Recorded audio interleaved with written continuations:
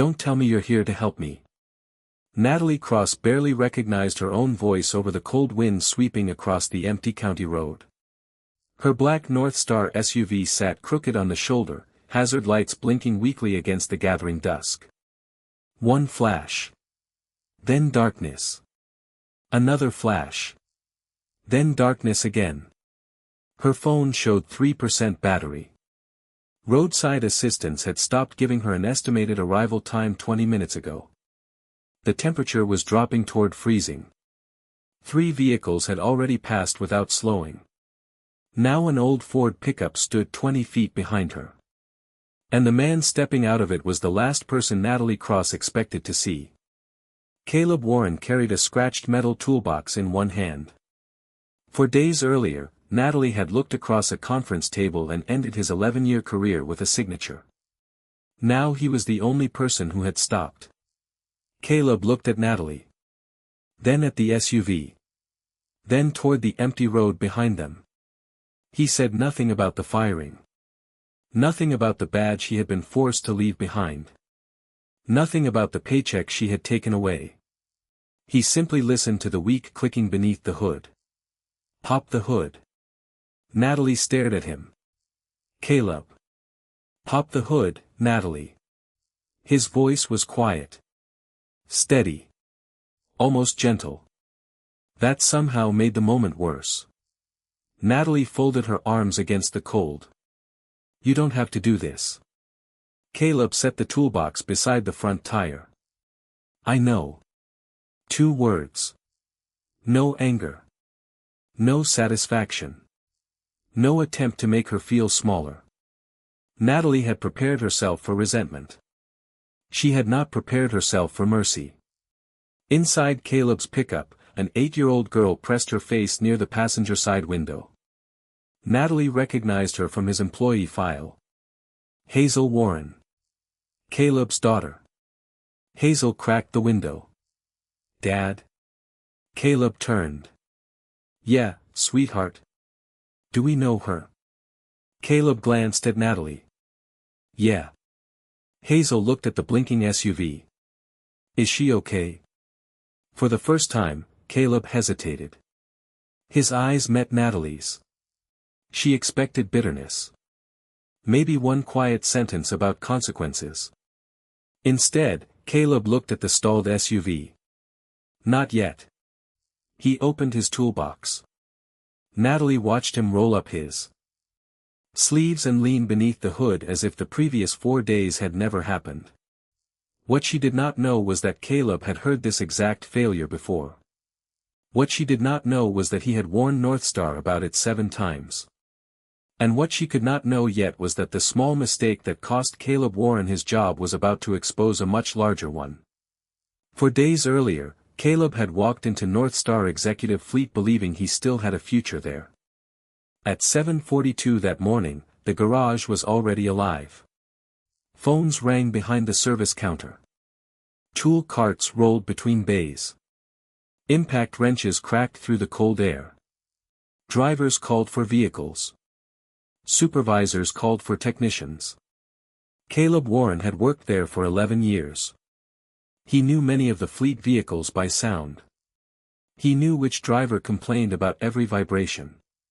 Which van always developed a weak battery in winter. Which SUV had an intermittent sensor problem nobody else could reproduce. That morning, Caleb had just finished inspecting a black sport utility vehicle when his phone vibrated. He almost ignored it. Then he saw the caller. Hazel's school. He answered immediately. Caleb Warren. Mr. Warren, this is the nurse at Rosewood Elementary. Hazel has a fever. Caleb straightened. How high? 102. She's nauseated and asking for you. Caleb looked toward the inspection terminal. Is her emergency contact there? We called Mrs. Donnelly. She can stay with Hazel afterward, but she's almost 40 minutes away. Caleb glanced at the clock. I'm coming. He finished the physical inspection. Brakes. Lights. Steering. Tires. Electrical warning scan. Everything passed. He saved the report. Then grabbed his jacket. One electronic confirmation box remained unchecked. The work had been completed. The digital record had not. As Caleb hurried toward the exit, he stopped beside Trevor Pike. Trevor was Northstar's operations director. Hazel's school called. Fever. I need to pick her up. Trevor barely looked up from his tablet. Did you finish Unit 47? Inspection is done. Report is saved. Fine. Caleb started to leave. Then stopped. Trevor. What? The ground harness. Reports. Trevor's expression changed. Not much. Just enough. I sent another one yesterday. I saw it. That makes 7. I know how many you sent. Caleb lowered his voice. We need to ground those SUVs until we know how many are affected. Trevor finally looked at him. We are not grounding 70 vehicles because you found voltage drop in a handful. It isn't a voltage drop anymore. We've had ignition interruptions. And none of them caused an incident. Yet. Trevor's jaw tightened. The replacement campaign is almost $200,000. Caleb stared at him. So management decides when $200,000 gets spent. Caleb held his gaze. One of those vehicles is going to shut down on somebody. Trevor looked back at his tablet. Go get your daughter. Caleb stood there for another second. Then left. Less than 90 minutes later, after Caleb had collected Hazel and arranged for Mrs. Donnelly to stay with her, Northstar called him back. He expected a question about the unfinished confirmation. Maybe a warning. Maybe paperwork. Instead, Megan Holt from Human Resources met him outside the glass conference room. Her expression told him more than her words. They're waiting. Inside, Natalie Cross sat at the table. She had been Chief Executive Officer of Northstar for less than 3 months. And the board had already made its expectations clear. Service delays were rising. Operating costs were rising. Customer complaints were rising. Natalie had been hired to restore discipline. Trevor stood near the window. A report rested in front of Natalie. Sit down, Caleb. He did. Natalie turned the page. You left before completing a required safety record. I missed one confirmation box. So the record was incomplete. Yes. Was the vehicle assigned to you? Yes. Did you leave the property? Yes. Caleb nodded toward the report. But the vehicle was inspected. Trevor folded his arms. The system doesn't show that. The technician log does. Natalie looked at Caleb. This company cannot run on information that exists in one place but not another. I understand. Do you? Caleb's eyes narrowed slightly. I made a documentation mistake. In fleet operations, documentation is part of safety. I know. Then why are we having this conversation? Caleb stared at Natalie for a moment. My daughter had a fever. Natalie's expression remained professional. I understand that. No, I don't think you do. Trevor shifted. Caleb.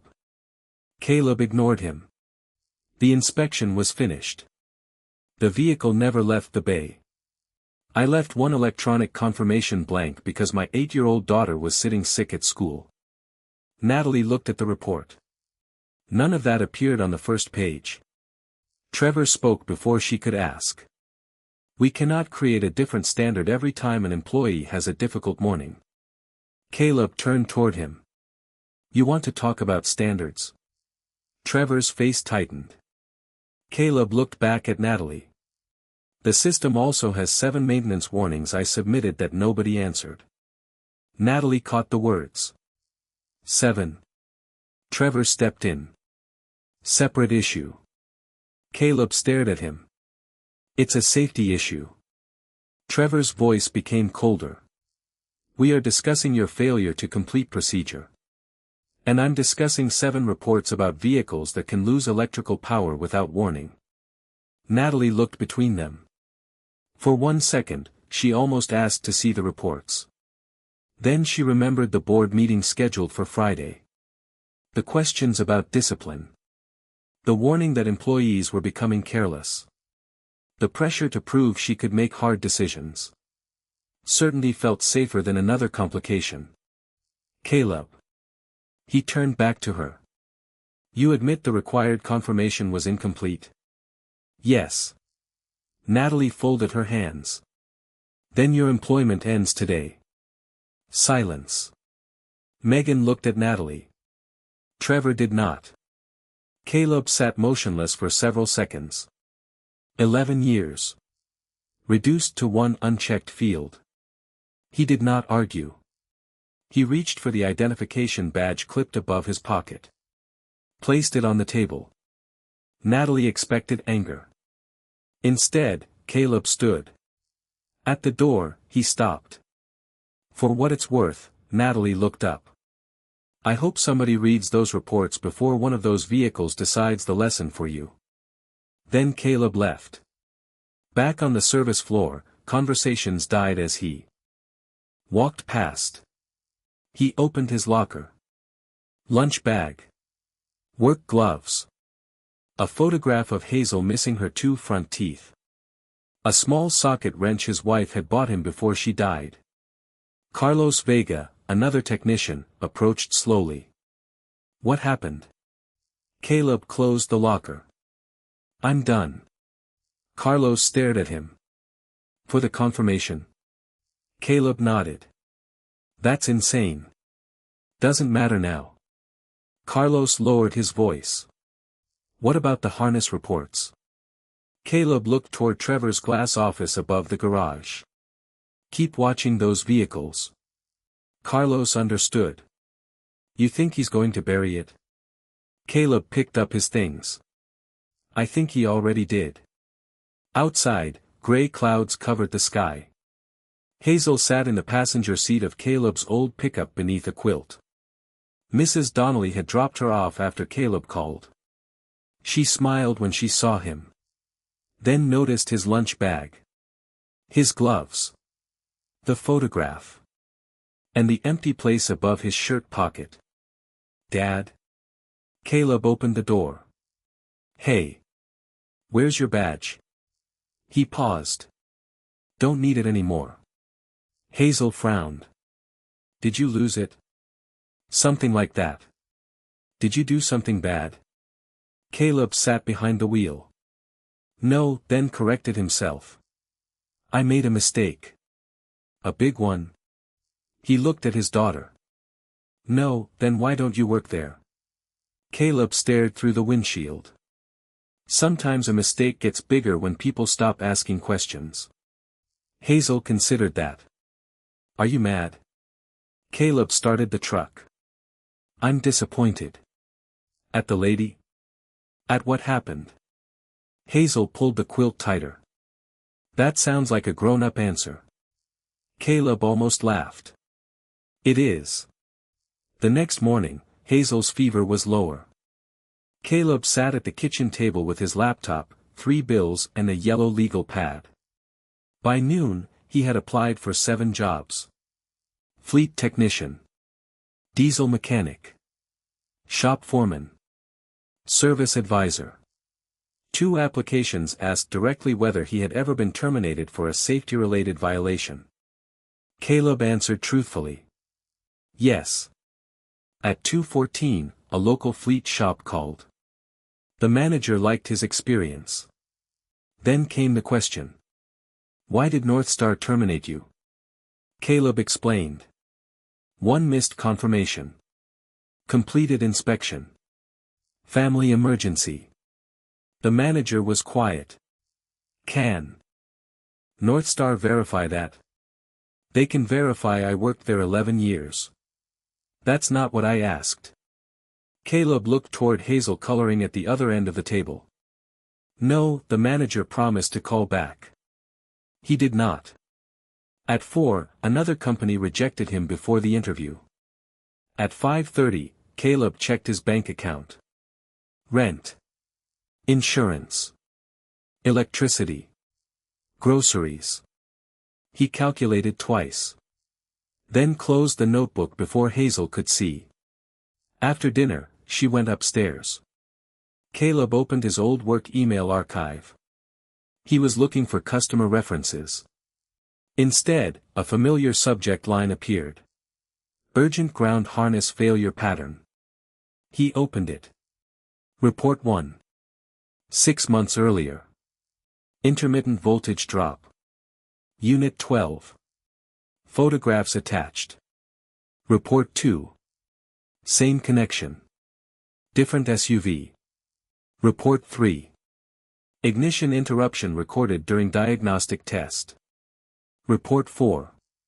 Temporary terminal adjustment unsuccessful. Report 5. Recommendation: inspect all vehicles in affected production range. Report 6. Recommended harness replacement campaign. Report 7. Urgent. Caleb stared at the last one. He had written it 3 weeks earlier. Temporary resets are no longer sufficient. Affected vehicles may experience loss of charging, ignition and electrical assistance without adequate warning. Recommend immediate inspection and removal from service until connection integrity is confirmed. Caleb scrolled. Recipient: Trevor Pike. Status: closed. Caleb leaned back. He remembered the conversation. $200,000. Quarterly review. Management decides.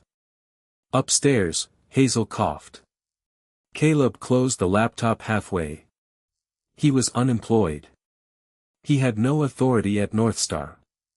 No badge. No system access. No reason for Trevor to listen to him now. But somewhere in town, those SUVs were still moving. 4 days later, one of them stopped. Natalie Cross stood beside it. Caleb leaned deeper beneath the hood. His flashlight followed the ground cable. Battery terminal. Mounting point. Harness. Then he stopped. Natalie noticed immediately. What? Caleb did not answer. He connected his voltage meter. The reading moved. He pressed the harness slightly. The number jumped. His expression changed. Natalie stepped closer. You know what this is? Caleb looked at her. I think I do. How? Because I've seen it. On what? He checked the connector again. Northstar vehicles. Natalie stared at him. Plural. Yes. Caleb removed the connector. A faint discoloration marked the contact point. He shone the flashlight closer. Same location. Natalie's voice dropped. How many vehicles? I don't know. You reported this? Caleb looked at her. 7 times. The cold seemed to become sharper. Natalie remembered the termination meeting. 7 maintenance warnings I submitted that nobody answered. She had heard it. She had simply decided it was not the issue she wanted to deal with. To Trevor? Yes. And he knew. He received them. Why didn't you come directly to me? Caleb gave her a long look. I tried talking in the room where you fired me. Natalie had no answer. Caleb cleaned the contact and tightened it. This is temporary. How temporary? Could hold long enough to get you somewhere safe. Could fail again in 5 minutes. Natalie looked at the dark road. So what do I do? There's a truck stop about 11 miles east. Can I make it? Caleb shook his head. I can't promise that. What would you do? I drive it only far enough to get off this road. He closed the hood. Natalie pulled out her purse. At least let me pay you. No, Caleb. No, you lost your job because of me. That has nothing to do with this. How can you say that? He looked toward his pickup. Hazel was watching. Because being treated unfairly doesn't give me permission to become unfair. Natalie lowered the money. He turned toward the truck. Follow me. Keep the heater low. No radio. If the battery light comes back, flash your headlights once. What if the steering changes?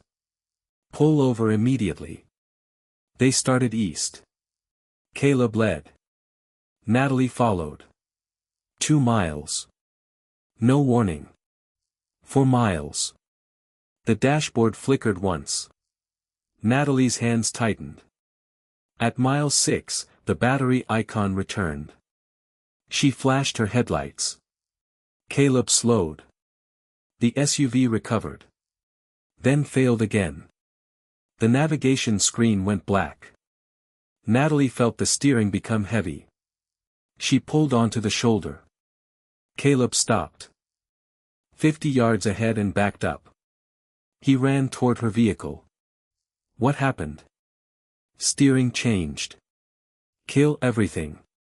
He reopened the hood. The connection had loosened again. Natalie watched him work in near darkness. This could happen to every vehicle with that harness. Caleb did not look at her. If they're from the affected run, yes. How many? I asked North Star to inspect 73. Natalie's face changed. 73. That was 6 months ago. Caleb tightened the connection again. The fleet could be larger now. Natalie looked at the company logo on the door beside her. The implication hit all at once. Drivers. Executives. Clients. Employees. 73 vehicles, possibly more. Still on the road. Why didn't Trevor approve the replacement? Caleb closed the toolbox. You should ask him. I'm asking you. He hesitated. Because the campaign cost almost $200,000. Natalie stared at him. And? It would have hit operations before quarterly review. The wind moved between them. Natalie said nothing. Caleb looked at her. That's what I was told. He pointed east. We're closer now. Take it slow. They made the final miles without another shutdown. At the truck stop, Caleb waited until Natalie parked beneath bright lights. Hazel had fallen asleep in his pickup. Natalie stepped toward him. Why did you stop? Caleb looked at his daughter. You already asked me. I'm asking again. He closed the toolbox. Because she was watching. Natalie followed his gaze. Caleb continued. She watched me come home without my badge. His voice remained calm. She watched me look for work. He looked back at Natalie. I'm not teaching her that somebody else gets to choose my character because they treated me badly. Natalie swallowed. Caleb, he opened the truck door. Replace the harness before anyone drives that SUV again. Then he left. Natalie stood under the white lights. Her phone had 1% battery. She looked toward the highway home. Then toward the opposite direction. North Star Executive Fleet was 11 miles away. She got back into the SUV. Entered a new destination. And drove toward the company. At 8:38 that night, Natalie rolled into North Star's garage. The dashboard flickered once as she entered. Then steadied. Trevor Pike was still upstairs. He came down carrying a tablet. His tie was loosened. What are you doing here? Natalie shut the SUV door. This vehicle broke down on County Route 9. Trevor frowned. Roadside assistance should have, Caleb Warren fixed it. A small silence followed. Trevor recovered. That's unfortunate timing. Natalie watched his face. He found a failing ground harness. Trevor looked toward the SUV. That doesn't necessarily mean anything. He says he reported the same problem 7 times. Trevor gave a tired sigh. Natalie, Caleb was terminated 4 days ago. That wasn't what I said. Disgruntled employees sometimes reinterpret old problems.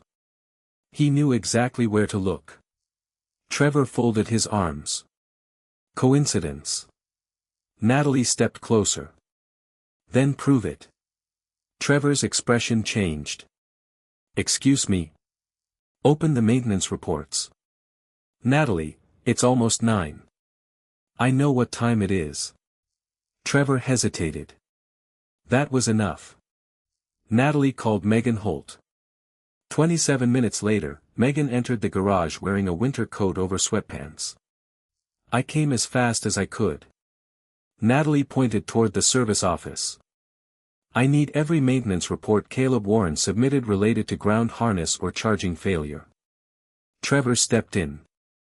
Megan, there is no reason to drag HR into technical records. Natalie looked at him. There is now. They searched the active system. Nothing. Completed service tickets. Nothing. Trevor leaned against the counter. There. Caleb exaggerated. Natalie did not move. Search archived. Trevor's head turned. Natalie. Archived. Megan opened the archive. Thousands of old records appeared. She searched Caleb's name. Then stopped. I found something. Report 1. 6 months old. Ground harness voltage irregularity. Photographs. Mileage. Vehicle number. Trevor spoke immediately. Preliminary observation. Natalie ignored him. Keep going. Report 2. Report 3. Report 4. Megan stopped looking at Trevor. Report 5. Report 6. Then 7. The final warning appeared on screen. Natalie read the last line. A vehicle may eventually become stranded without warning. Nobody spoke. The SUV Natalie had just driven sat 12 feet away. Same series. Same failure. Trevor broke the silence.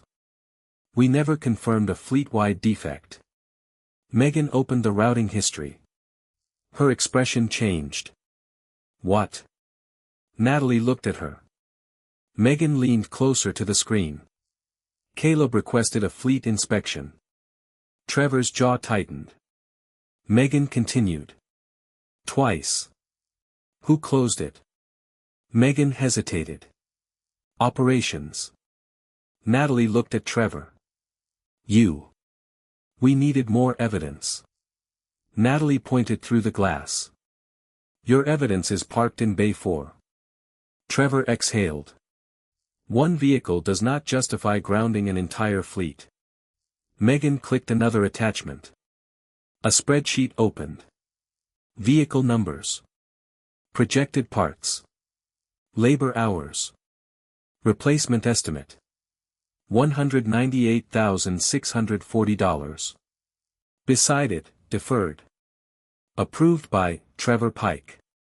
Natalie looked at the next column. Quarterly operating margin. The repair would have pushed operations below target. She raised her eyes. You delayed this because it hurt your numbers. Trevor's face hardened. That is not what happened. What happened? We had insufficient evidence for a $200,000 campaign. You had 7 reports. From 1 technician. You had recurring failures. Intermittent failures. Same component. Unconfirmed root cause. Natalie stared at him. Then a phone rang behind them. The night dispatcher answered. Everyone could hear only his side. North Star Dispatch. Pause. What vehicle? Another pause. Natalie looked toward Megan. The dispatcher's expression changed. Battery warning. Natalie went still. Is the vehicle moving? Pause. Tell the driver to pull over somewhere safe. Trevor straightened. The dispatcher covered the receiver. Unit 61. Driver says dashboard flickered twice and steering briefly got heavy. No one spoke. Natalie turned toward Trevor. Still one vehicle. Trevor looked away. Natalie walked to the dispatch desk. How many affected SUVs are on the road tonight? The dispatcher checked. 31.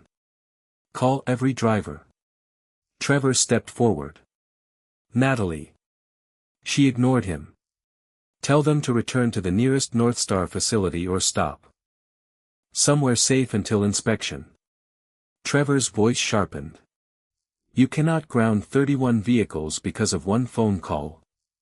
Natalie turned. I'm not. She pointed toward the computer.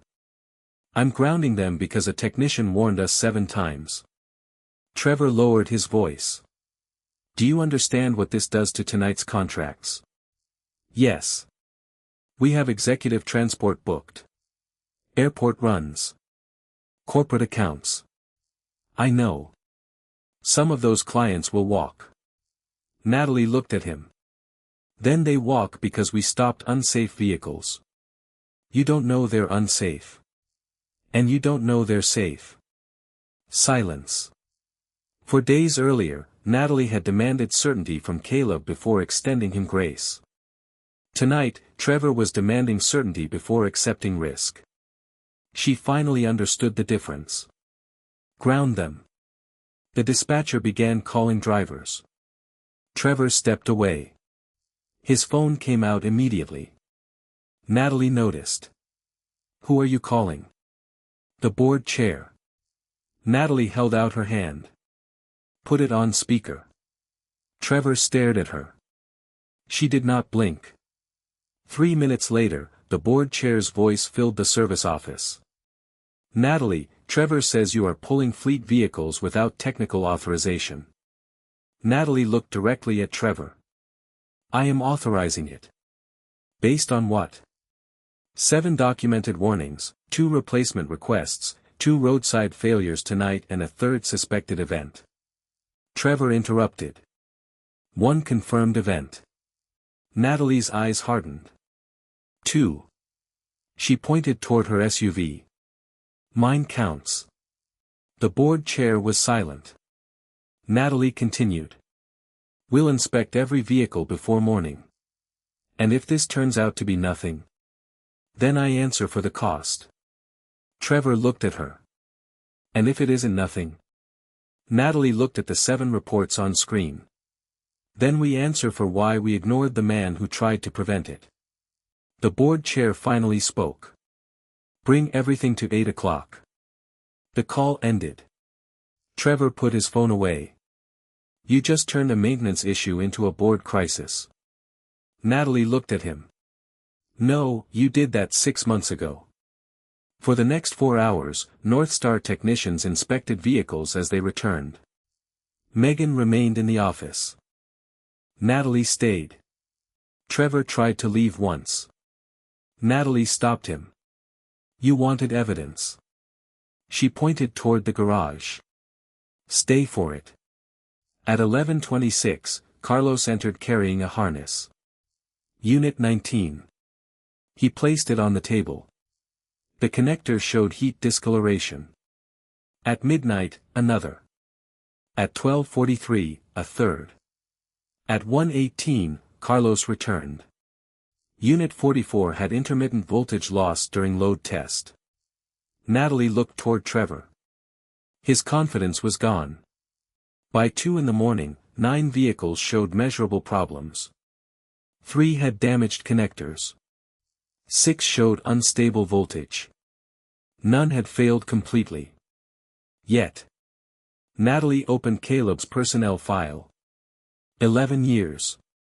No disciplinary actions. No safety violations. No customer complaints. Driver commendations. Supervisor recommendations. Records showing he stayed late when vehicles needed to be ready before dawn. She found his attendance history. For missed days in 5 years. 3 occurred during his wife's final illness. The 4th was Hazel's fever. Natalie read the line twice. His wife had died 3 years earlier. He had been raising Hazel alone since. Megan stood beside her. There's more. She opened the termination incident. 7:42, school nurse called. 7:51, vehicle inspection completed. 7:53, Caleb saved report. 7:54, Caleb left facility. The electronic confirmation remained incomplete. Natalie stared at the timeline. The inspection was complete. Yes. Trevor stood near the doorway. The record wasn't. Natalie looked at him. You keep saying that like it erases everything else. It matters. So do 11 years. Trevor shook his head. You're emotional because your car broke down. Natalie stood. No, her voice remained calm. My car breaking down finally forced me to look at what I should have looked at before. Trevor laughed once without humor. And now you want Caleb to be a hero. No, Natalie closed the file. I want the facts to be the facts. Megan opened another spreadsheet. This is the replacement campaign. Natalie looked over. The deferred cost. The quarterly margin. Then a bonus calculation. Trevor's name. Natalie stared. His operating bonus depended partly on keeping department costs below target. Trevor saw the screen. That proves nothing. It proves you personally benefited from delaying the campaign. No. It proves I was doing my job. By burying reports. I archived preliminary complaints. By refusing inspection. We had no confirmed failure. Because you refused the inspection that could have confirmed it. Trevor stepped toward her. You wanted numbers fixed. Natalie stopped. What? You came here 3 months ago and told every department head that excuses were over. Megan looked at Natalie. Trevor continued. You demanded lower costs. Faster turnaround. Fewer exceptions. Stronger discipline. Natalie felt the accusation land. You told us leadership meant making decisions. He pointed toward Caleb's file. So don't sit there now and pretend I invented this culture by myself. Silence. Natalie could have denied it. She did not. Because some of it was true. Trevor had buried warnings. Trevor had protected his numbers. But Natalie had created an environment where harshness looked like competence. For days earlier, Caleb had mentioned 7 warnings. She could have asked one question. She had chosen not to. Natalie looked at Trevor. You're right about one thing. His expression changed. I made the decision to fire Caleb. She looked at Megan. That part belongs to me. Then back at Trevor. But I didn't tell you to hide safety reports. Trevor said nothing. And I didn't tell you to decide which facts I was allowed to see. At 4:10 in the morning, Natalie stood alone beside her SUV. The garage lights reflected across its black paint. Carlos approached. We pulled the harness. He showed her the failed connector. Would it have shut down again? Yes. When? Carlos shook his head. Could have been tomorrow. Could have been on your way home. Natalie looked at the part in his hand. Caleb knew. Carlos nodded. Yeah. He was right. Carlos hesitated. About this? Natalie looked at him. About asking people to listen before the problem decides for them. At 8, every boardroom seat was occupied. Nobody looked rested. Natalie stood at the head of the table. Trevor sat 3 chairs away. Megan had organized the evidence. 7. Reports. 2 rejected replacement requests. Cost estimates. Inspection results. Personnel history. 31 vehicles grounded overnight.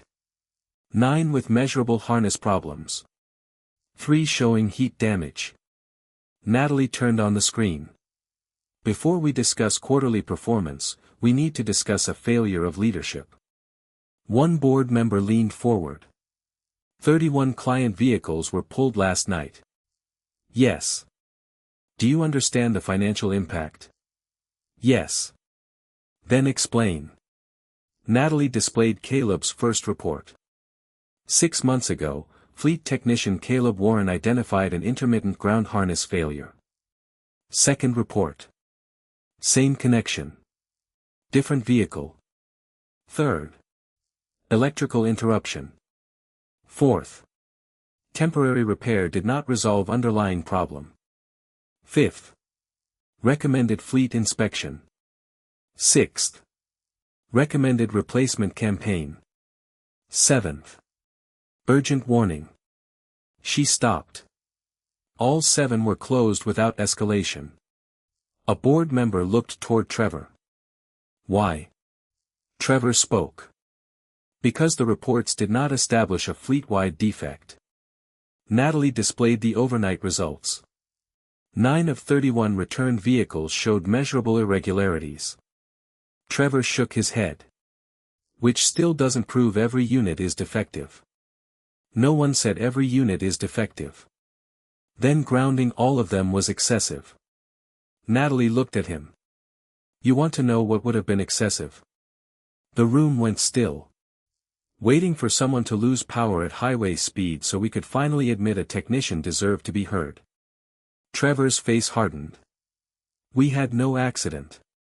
Because Caleb found the problem before we had one. Silence. Natalie displayed the cost sheet. The replacement campaign was estimated at $198,640. Then the operating margin. The campaign was deferred. Then Trevor's authorization. Operations approved every deferral. Then the bonus structure. The board chair looked at Trevor. You had compensation tied to this margin. Trevor leaned forward. That is standard. Natalie nodded. It is. She looked around the table. The bonus is not the violation. Then pointed toward Caleb's reports. This is. Trevor turned toward her. You fired him. Natalie did not flinch. Yes. You reviewed the record. For less than 10 minutes. You made the decision. I did. Trevor almost smiled. Then why am I the one on trial? Natalie stepped away from the screen. You aren't here because Caleb was fired. She looked directly at him. You're here because you repeatedly buried a safety concern to protect an operating target. Trevor opened his mouth. Natalie continued. And I'm here because I allowed one incomplete electronic box to outweigh 11 years of clean service without asking why. The room became silent. I could blame Trevor for Caleb's termination. Natalie shook her head. That would be convenient. She looked at the board. But the signature was mine. Megan placed Caleb's termination record on screen. Natalie continued.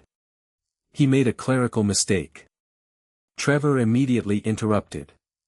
I required safety confirmation. Natalie nodded. Yes. Several board members looked surprised. She did not soften it. Caleb made a mistake. This company should have addressed it. Then she changed the screen. 7 warnings.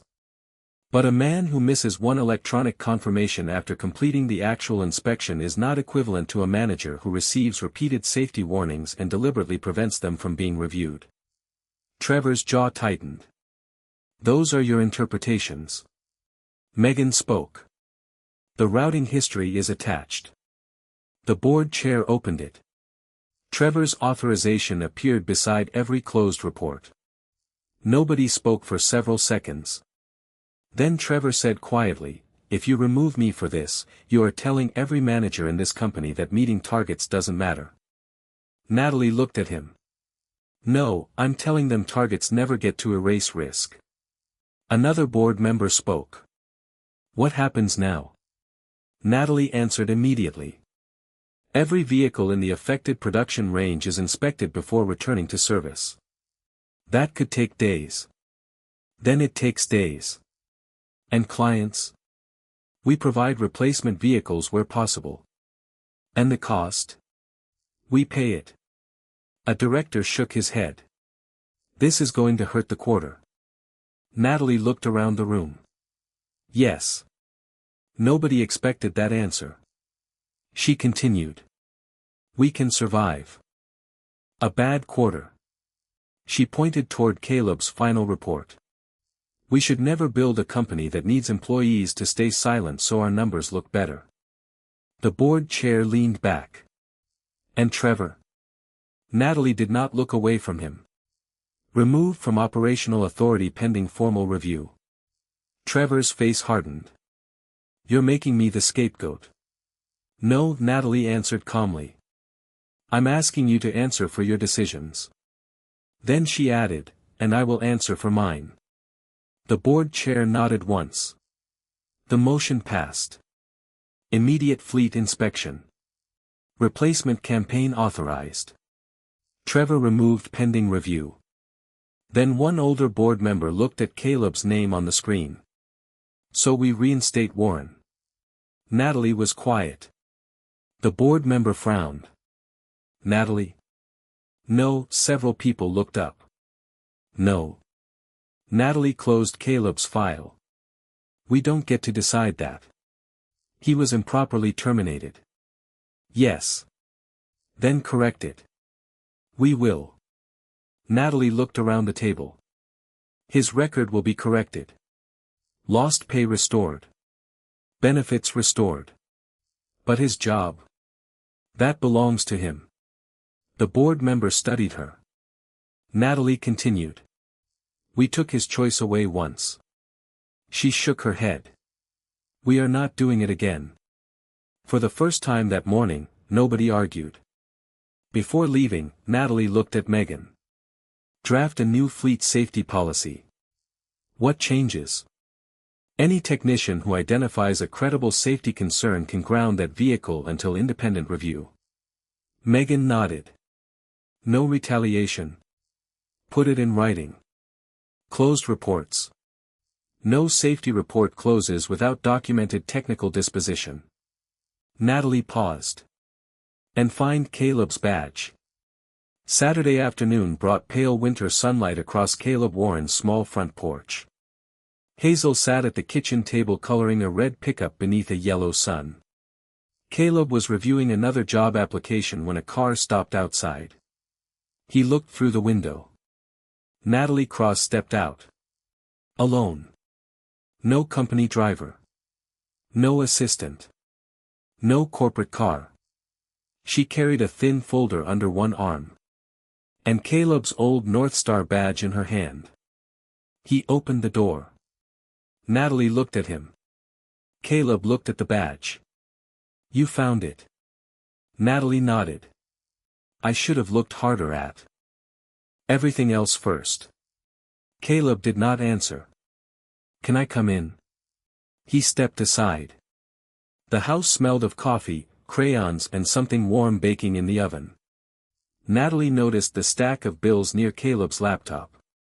She looked away before he saw her looking. Hazel glanced up. "Dad, is that the lady whose car you fixed?" Caleb almost smiled. "Yes." Natalie looked at Hazel. "I am." Hazel returned to her drawing. Caleb sat across from Natalie. "What happened?" Natalie placed the folder on the table. "Trevor has been removed from operations while the board completes its review." Caleb said nothing. "Every vehicle in the affected production range is being inspected." "How many showed problems?" 9 the first night. Caleb's expression changed. Natalie continued. "The replacement campaign started yesterday. Good. That's all. What do you want me to say? Natalie looked down. I don't know. Caleb leaned back. You fixed the safety problem. We're fixing it. That's what matters. Natalie opened the folder. There's more. She slid the first document toward him. Caleb read. Credible safety concern. Immediate grounding authority. Independent technical review. No retaliation. No closure without documented resolution. His eyes moved slowly across the page. The board approved this. Unanimously. He turned another page. Then another. Natalie placed his badge beside the folder. Your termination record has been corrected. Lost wages and benefits will be restored. Caleb looked at the badge. I don't want my old job back. I know. He raised his eyes. You know. I didn't come here to give it back to you. Caleb waited. Natalie took a breath. I came here to give you the choice I should never have taken away. She slid another document across the table. Caleb looked at the title. Director of Fleet Safety. He almost laughed. You're serious? Yes. I was a technician 4 days ago. You were a technician who saw a fleet problem before operations did. I saw a bad connector. You documented it 7 times. Caleb pushed the folder back slightly. That doesn't make me a director. No, Natalie nodded. 11 years of understanding the fleet, earning the trust of technicians, recognizing problems other people dismissed and refusing to stay quiet when it cost you something. She looked at him. That's why the board wants to talk to you. Caleb remained silent. Better pay. He did not react. Flexible hours. His eyes flicked briefly toward Hazel. Natalie noticed. Direct authority over fleet safety. Caleb looked back at her. And if operations doesn't like my decision? They appeal to the safety committee. Not reverse it. No, if I ground 50 vehicles. You document why. And if the answer costs $200,000. Natalie held his gaze. Then the answer costs $200,000. Caleb studied her. 4 days ago, you fired me over a missing box. I know. And now you want me to run fleet safety. I want you to consider helping us build the system that should have protected you. Caleb looked toward Hazel. She was quietly coloring. Then back at Natalie. Why should I trust you? Natalie did not answer quickly. That mattered. Finally, you shouldn't. Caleb's expression changed. Natalie continued. Not yet. She placed both hands on the table. Trust should cost more than an apology. Silence. I was wrong about you. Caleb watched her. No, Natalie corrected herself. I was wrong about what leadership was. Her voice softened. I thought being decisive meant never hesitating. I thought asking another question made me look uncertain. She looked at the badge. You made one mistake. Then at Caleb. I used it to decide what kind of man you were without taking the time to learn who you had been for 11 years. Hazel looked up. Natalie continued. And when you had every reason to leave me on that road, you stopped. Caleb glanced at his daughter. Natalie understood. You didn't do it for me. No, you did it because she was watching. Yes. Natalie nodded. That may be the most important thing anyone has taught me in 3 months at Northstar. Caleb looked back at the job offer. I don't want my old job. I'm not offering your old job. I don't want a reward either. It isn't one. How do I know? Natalie pushed the folder back toward him. Because you can say no. Caleb was quiet for a long time. Then he opened the safety policy again. He read the line about grounding authority. Then the non-retaliation clause.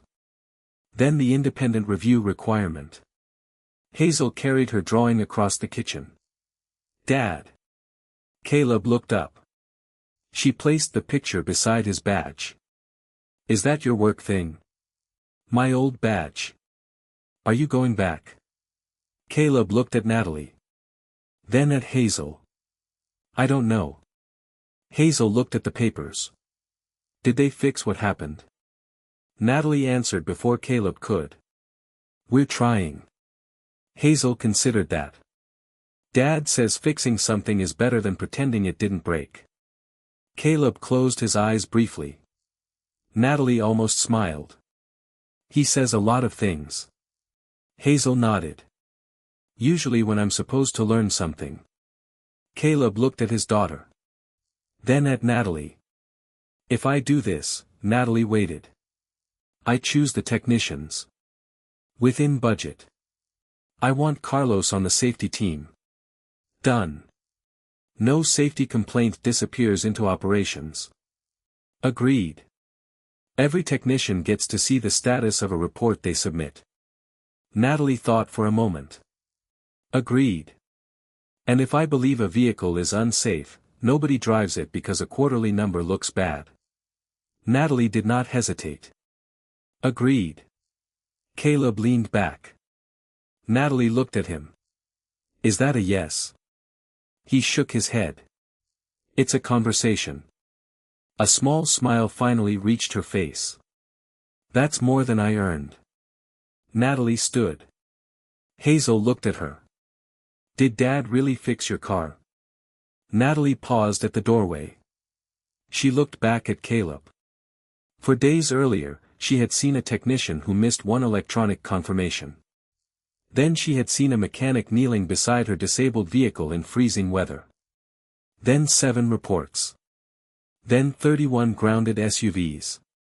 Then 9 failing harnesses. Then a company culture that had confused silence with discipline. Natalie looked at Hazel. He fixed enough of it to get me somewhere I could finally see the real problem. Hazel seemed satisfied. Natalie stepped outside. Caleb remained at the table. His old badge rested beside Hazel's drawing. The folder remained open. Director of Fleet Safety. He did not touch the badge. Not yet. Hazel climbed onto the chair beside him. Are you going to do it? Caleb looked through the window as Natalie's car disappeared down the street. I don't know. Would you be the boss? Of some things. Would people have to listen to you? Caleb smiled faintly. That's not the part one care about. What part do you care about? He looked at the new safety policy. That when somebody sees a problem, he tapped the page. Somebody listens.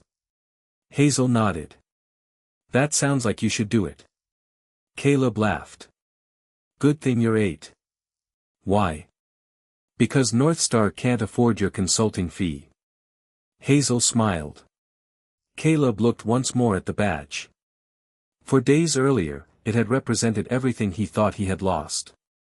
A career. Security. 11 years. But the badge had never been the thing that made him valuable. Natalie had taken his job. Trevor had buried his warnings. The company had failed to listen. None of them had managed to take the part of Caleb Warren that mattered most. The man who still stopped. The father who still chose what his daughter would learn by watching him.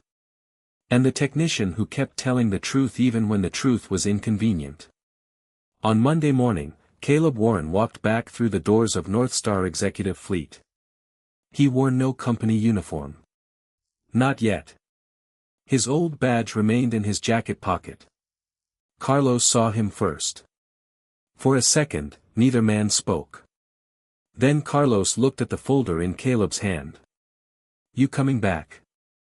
Caleb glanced through the garage. Same concrete floor. Same service bays. Same fluorescent lights. But beside the dispatch office stood a new temporary board. Every grounded vehicle. Every inspection. Every open safety concern. Visible. Nothing hidden. Caleb looked at Carlos. I'm here to talk. Carlos smiled. Good. Across the garage, Natalie watched from behind the glass. She did not come downstairs. She did not shake Caleb's hand in front of everyone. She did not turn his return into a performance about her own redemption. She simply watched him walk toward the technicians. Because this time, the choice was his. And that was the difference. For days earlier, Natalie Cross had believed leadership meant making the fastest hard decision in the room. Caleb. Warren had shown her something more difficult. Sometimes leadership meant stopping long enough to hear the person everyone else had already decided to ignore. Sometimes accountability meant admitting the mistake belonged partly to you. And sometimes the person who saves a company is not the person with the highest title. It is the person who noticed the warning light first, and refused to stop saying something was wrong.